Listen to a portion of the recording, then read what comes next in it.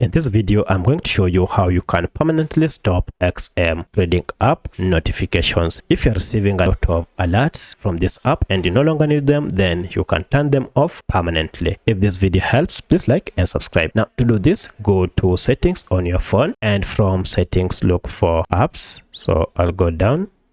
Now under apps, look for this option called manage apps or all apps. This will list all the apps you have on your phone.